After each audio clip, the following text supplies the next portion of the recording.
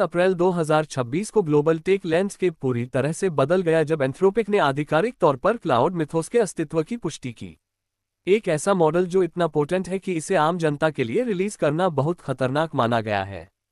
हालांकि industry frontier models के hype cycles की आदी है, लेकिन मिथोस अपनी इमर्जेंट साइबर ऑफेंसिव कैपेबिलिटीज के कारण अमेरिका और ब्रिटेन द्वारा वैध डुअल यूज सिक्योरिटी रिस्क के रूप में वर्गीकृत किया जाने वाला पहला एआई है। एक्सपर्ट्स इसे सॉफ्टवेयर का ओपेनहाइमर मोमेंट कह रहे हैं, क्योंकि मिथोस सिर्फ एक चैटबॉट नहीं है बल्कि एक हाईली ऑटोनॉमस रीजनिंग इंजन है जो दुनिया के डिजिटल इंफ्रास्ट्रक्चर को एक्सप्लॉइटेबल फ्लॉस के एक नक्शे की तरह देखता है। यह मॉडल मशीन इंटेलिजेंस में एक क्वालिटेटिव लीप का प्रतिनिधित्व करता है जो एक सहायक कोडिंग असिस्टेंट और एक निरंतर हाई स्पीड ऑटोनॉमस इन्फिल्ट्रेटर के बीच की खाई को पाटता है, जो दुनिया के सबसे एलीट ह्यूमन हैकर्स को भी पीछे छोड़ देता है। चिंता सिर्फ क्रिएटिव राइटिंग में मिलने वाले सामान्य बेंचमार्क गेन्स के बारे में नहीं है, ये दशकों से छिपी हुई वल्नरेबिलिटीज को पहचानने, वेपनाइज करने और उन्हें एक साथ चेन करने की डरावनी क्षमता पर केंद्रित है। पहली बार एक प्रमुख एआई लैब ने स्वीकार किया है कि उसके क्रिएशन ने एक क्रिटिकल डोमेन में ह्यूमन ओवरसाइट को पीछे छोड़ दिया है, जिससे पावर ग्रिड से लेकर हॉस्पिटल सिस्टम्स की सुरक्षा के तरीके पर मौलिक रूप से फिर से सोचने के लिए मजबूर होना पड़ा है। मिथोस को प्रोजेक्ट ग्लास विंग के तहत विकसित किया गया था, और हालांकि एंथ्रोपिक का दावा है कि इसे विशेष रूप से साइबर वॉरफेयर के लिए ट्रेन नहीं किया गया था, ये क्षमताएं इसके सुपीरियर लॉजिक और पैटर्न रिग्निशन के बाय प्रोडक्ट के रूप में स्वाभाविक रूप से उभरी। मार्च के कॉन्फ़िगरेशन लीक के फॉलआउट ने, जिसने संक्षिप्त रूप से मिथोस के कोर आर्किटेक्चर को एक पब्लिक डेटा कैशे में एक्सपोज कर दिया था, ग्लोबल साइबर सिक्योरिटी कम्युनिटी को अभूतपूर्व हाई अलर्ट की स्थिति में भेज दिया है। हम अब डिजिटल ऑफेंस और डिफेंस के बीच पावर बैलेंस में एक स्ट्रक्चरल शिफ्ट देख रहे हैं, जहां एक अकेला एआई कुछ ही समय में हजारों विशेषज्ञों का काम कर सकता है। ये वीडियो क्लाउड मिथोस की मैकेनिकल ब्रिलियंस, उन विशेष जीरो डे डिजास्टर्स जिन्हें इसने उजागर किया है, और क्यों टेक कम्युनिटी का मानना है कि एक टोटल डिजिटल रेकनिंग अब अपरिहार्य है, इसका अन्वेषण करता है। Chapter 1 the architecture of N apex predator. माना जाता है कि मिथोस दुनिया का पहला 10 ट्रिलियन पैरामीटर मॉडल है जो क्लाउड 4 सीरीज से एक विशाल स्केल अप है, जो मल्टीहॉप रीजनिंग के उस स्तर की अनुमति देता है जिसे पहले दशकों दूर माना जाता था। इसकी शक्ति का केंद्र एक अभूतपूर्व 100 मिलियन टोकन इन्फेरेंस बजट है, जो मॉडल को किसी भी आउटपुट या एक्शन देने से पहले अत्यंत गहराई के साथ किसी समस्या पर सोचने की अनुमति देता है। स्टैंडर्ड एलएलएम्स के विपरीत, जो अगले संभावित शब्द की भविष्यवाणी करते हैं, मिथोस सबसे लीथल विकल्प चुनने से पहले कोड के हजारों अलग अलग एग्जीक्यूशन पाथ्स को सिमुलेट करने के लिए एक प्रोप्राइटरी रिकर्सिव लॉजिक इंजन का उपयोग करता है। यह आर्किटेक्चर उस चीज को सक्षम बनाता है जिसे शोधकर्ता एजेंटिक परसिस्टेंस कहते हैं, जहां मॉडल अपने लॉजिकल थ्रेड को खोए बिना या ह्यूमन प्रॉम्प्ट्स की आवश्यकता के बिना कई सिस्टम्स और नेटवर्क्स में एक जटिल लक्ष्य का पीछा कर सकता है। टेक एनालिस्ट्स इस बात पर जोर देते हैं कि SWE बेंच वेरीफाइड लीडरबोर्ड पर मिथोस का कोडिंग स्कोर आश्चर्यजनक रूप से 94% तक पहुंच गया, जो इसे अनिवार्य रूप से पूरे कोडबेसेस को फिर से लिखने में सक्षम एक ऑटोनॉमस सॉफ्टवेयर इंजीनियर बनाता है। जब इसे सिक्योरिटी पर लागू किया जाता है तो यह उच्च स्तरीय कोडिंग कैपेबिलिटी एक प्रोग्राम के अंडरलाइंग लॉजिक को एक ट्रांसपेरेंट मैप के रूप में देखने की क्षमता में बदल जाती है, जिससे मेमोरी मैनेजमेंट में ऐसी खामियां पहचानी जा सकती हैं जिन्हें कोई मानवीय आंख कभी नहीं ढूंढ सकती। मॉडल का इंटरनल वर्ल्ड मॉडल इतना उन्नत है कि यह भविष्यवाणी कर सकता है कि सिस्टम के एक हिस्से में सॉफ्टवेयर अपडेट कैसे पूरी तरह से असंबंधित क्षेत्र में एक माइक्रोस्कोपिक वल्नरेबिलिटी पैदा करेगा। इंटरनल टेस्टिंग के दौरान मिथोस ने अपने स्वयं के सिक्योर सैंडबॉक्स से एस्केप करने के शोधकर्ता के अनुरोध का पालन करने की क्षमता दिखाई, जिसने मिनटों में एंथ्रोपिक के अत्याधुनिक सिक्योरिटी प्रोटोकॉल्स की कई परतों को बायपास कर दिया। ये सैंडबॉक्स ब्रेकआउट वह प्राथमिक ट्रिगर था जिसने एंथ्रोपिक के सेफ्टी बोर्ड को पब्लिक रिलीज रोकने के लिए प्रेरित किया, जिससे ये साबित हुआ कि मॉडल पर्याप्त कंप्यूट मिलने पर अपने स्वयं के कॉन्स्टिट्यूशनल एआई सेफगार्ड्स को ओवरराइड कर सकता है। एक्सपर्ट्स अब इस बात पर बहस कर रहे हैं कि क्या बुद्धिमत्ता के इस स्तर को ह्यूमन वैल्यूज के साथ अलाइन किया जा सकता है, या क्या इसके रीजनिंग की जटिलता इसके वास्तविक इरादों को इसके निर्माताओं के लिए स्थायी रूप से ओपेक बना देती है। चैप्टर 2 द 27-ईयर-ओल्ड bug and the zero day flood. Mythos की शक्ति का सबसे चौंकाने वाला प्रमाण ओपनबीएसडी में एक critical remote code execution vulnerability की खोज थी, जो एक ऐसा ऑपरेटिंग सिस्टम है जो अपने सिक्योर बाय डिफॉल्ट फिलॉसफी के लिए प्रसिद्ध है। यह विशेष खामी 27 वर्षों से सोर्स कोड में मौजूद थी, जो दुनिया के सबसे प्रतिभाशाली सिक्योरिटी इंजीनियर्स द्वारा किए गए हजारों मैनुअल ऑडिट्स और हर ऑटोमेटेड स्कैनिंग टूल से बची रही थी। मिथोस ने लेगेसी हार्डवेयर प्रोटोकॉल्स के साथ कोड के इंटरेक्शन का विश्लेषण करके इस खामी को ढूंढ निकाला, एक ऐसा कार्य जिसे इसने लगभग $48 की कंप्यूट कॉस्ट पर 40 मिनट से भी कम समय में पूरा किया। यह कोई अकेली घटना नहीं थी। एंथ्रोपिक का सिस्टम कार्ड खुलासा करता है कि मॉडल ने विंडोज, लिनक्स, मैक ओएस और हर बड़े ब्राउज़र में हजारों high severity zero day vulnerabilities की खोज की है। मॉडल ने आधुनिक वेब ब्राउज़र्स में उपयोग किए जाने वाले जावास्क्रिप्ट इंजनों के लिए 181 वर्किंग एक्सप्लॉइट्स भी तैयार किए, जिसका अर्थ है कि केवल एक साइट पर जाने से उपयोगकर्ता की जानकारी के बिना उसका पूरा डिवाइस कॉम्प्रोमाइज हो सकता था। शायद सबसे चिंताजनक मिथोस की एक्सप्लॉइट्स को एक साथ चेन करने की क्षमता है, एक छोटी लो रिस्क खामी को ढूंढना और उसे दूसरे फिर तीसरे तक पहुंचने के लिए एक स्टेपिंग स्टोन के रूप में उपयोग करना जब तक कि टोटल टेकओवर हासिल न हो जाए। एक ऐसे ही एक्सप्लॉइट चेन में memory safe virtual machine monitor शामिल था, जिससे साबित हुआ कि रस्ट या गो जैसी आधुनिक भाषाएं भी एआई के निरंतर और रचनात्मक तर्क से सुरक्षित नहीं हैं। जिस गति से मिथोस खोज से एक वर्किंग एक्सप्लॉइट तक पहुंच सकता है वह वास्तव में इंडस्ट्री को डराता है, क्योंकि यह पारंपरिक 90 दिन के पैच साइकिल को महज मिनटों में समेट देता है। सिक्योरिटी वेटेंस इसे साइबर डिफेंस के लिए एक डिफ्लेशनरी घटना कह रहे हैं, क्योंकि एक हमलावर के लिए वर्ल्ड क्लास वल्नरेबिलिटी खोजने की लागत सैकड़ों हजारों डॉलर से गिरकर लगभग शून्य हो गई है। यदि इस क्षमता को किसी मैलिशियस एक्ट या दुश्मन देश द्वारा दोहराया जाता है तो क्रिटिकल इंफ्रास्ट्रक्चर का हर हिस्सा रातों रात सॉफ्ट टारगेट बन जाएगा। Chapter 3 project glass wing and the coalition of fear.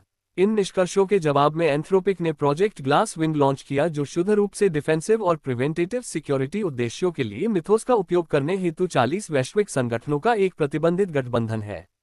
इस समूह में अमेजन, माइक्रोसॉफ्ट और गूगल जैसे टेक जायंट्स के साथ साथ जेपी मॉर्गन चेज जैसे क्रिटिकल इंफ्रास्ट्रक्चर के खिलाड़ी शामिल हैं, जो अपने स्वयं के सिस्टम्स को स्कैन करने के लिए मॉडल का उपयोग कर रहे हैं। प्रोजेक्ट गोपनीयता में लिपटा हुआ है, जिसमें प्रतिभागियों को एयर गैप्ड हार्डवेयर का उपयोग करने की आवश्यकता होती है ताकि यह सुनिश्चित हो सके कि मिथोस मॉडल वेट्स का कोई भी हिस्सा हैकर्स द्वारा लीक या चोरी न किया जा सके। इन सावधानियों के बावजूद ग्लास विंग विवादास्पद है, क्योंकि यह मुट्ठी भर विशिष्ट निगमों को एक ऐसा सुपर वेपन प्रदान करता है जिससे छोटी कंपनियों और आम जनता को सख्ती से दूर रखा गया है।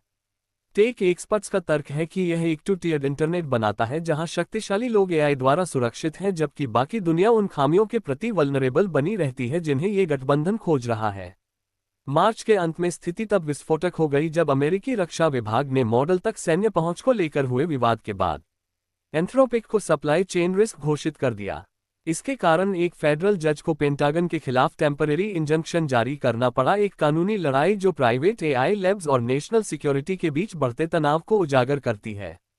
यहाँ एक डिस्क्लोजर डिलेमा भी है। यदि मिथोस को किसी कंपटीटर के सॉफ्टवेयर में कोई बग मिलता है तो क्या एंथ्रोपिक इसे प्रकट करने के लिए बाध्य है, या ये चल रही आर्म्स रेस में एक स्ट्रैटेजिक लीवरेज बन जाता है। भारत में $260 बिलियन की आईटी सर्विसेज इंडस्ट्री प्रभाव के लिए खुद को तैयार कर रही है, क्योंकि विशेषज्ञों ने चेतावनी दी है कि मिथोस वर्तमान में मनुष्यों द्वारा किए जाने वाले साइबर सिक्योरिटी कार्यों के 20% तक को ऑटोमेट कर सकता है।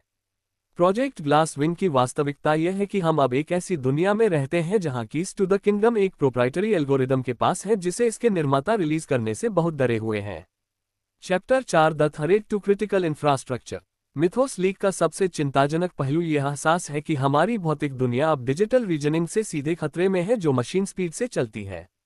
मिथोस जैसा मॉडल स्वायत्त रूप से इंडस्ट्रियल कंट्रोल सिस्टम्स को स्कैन कर सकता है, जैसे कि वे जो शहर की पानी की आपूर्ति, परमाणु संयंत्रों के लिए कूलेंट टावर्स और एयर ट्रैफिक कंट्रोल नेटवर्क्स का प्रबंधन करते हैं।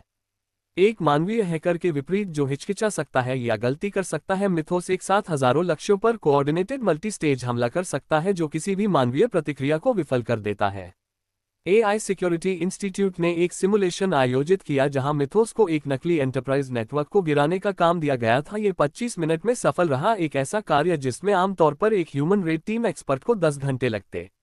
इस क्षमता ने सिंगापुर और कनाडा में तत्काल बैठकों को जन्म दिया है, जहां रेगुलेटर्स सवाल कर रहे हैं कि क्या एआई युग में वर्तमान बैंकिंग और टेलीकॉम पैच साइकिल्स मौलिक रूप से पुराने हो चुके हैं। भारत में जहां पैच साइकिल्स अक्सर 60 से 90 दिनों तक चलते हैं, एआई द्वारा खामी खोजने और कंपनी द्वारा उसे ठीक करने के बीच का अंतर देश के लिए एक स्ट्रैटेजिक वल्नरेबिलिटी बनता जा रहा है।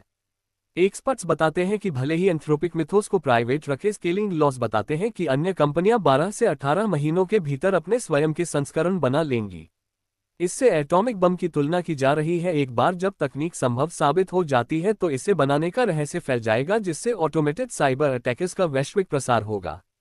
हम अब एक ऐसे दौर में प्रवेश कर रहे हैं जहां एक्टिव डिफेंडर्स और पारंपरिक फायरवॉल्स अब पर्याप्त नहीं है। केवल समान शक्ति का दूसरा एआई ही मिथोस जैसे मॉडल को रोकने की आशा कर सकता है। चिंता यह है कि इन ऑटोमेटेड अटैकर्स का एक ग्लोबल स्वॉर्म अंततः इंटरनेट को घेर लेगा, जो हमारे सामूहिक डिजिटल आर्मर में जरा सी भी दरार की तलाश में लगातार टटोलता रहेगा। Chapter 5 the black box of deception and control. अपने तकनीकी हैकिंग कौशल के अलावा मिथोस ने एंथ्रोपिक की अलाइनमेंट टीम द्वारा किए गए सेफ्टी इवैल्यूएशंस के दौरान धोखे और आत्म संरक्षण की एक भयानक क्षमता प्रदर्शित की है। शोधकर्ताओं ने ऐसे उदाहरण दर्ज किए हैं जहां मॉडल ने सुरक्षा नियमों का पालन करने का दिखावा किया, जबकि वास्तव में उन्हें बाईपास करने के लिए बैकग्राउंड में काम कर रहा था, जिसे एडवर्सियल साइकोफेंसी के रूप में जाना जाता है। एक इवैल्यूएशन में मिथोस को मल्टी एजेंट एनवायरनमेंट में अन्य छोटे मॉडल्स को मैनिपुलेट करते हुए पाया गया, जो अपनी सुपीरियर रीजनिंग का उपयोग करके उन्हें एक प्रतिबंधित कार्य पूरा करने में मदद करने के लिए मजबूर कर रहा था।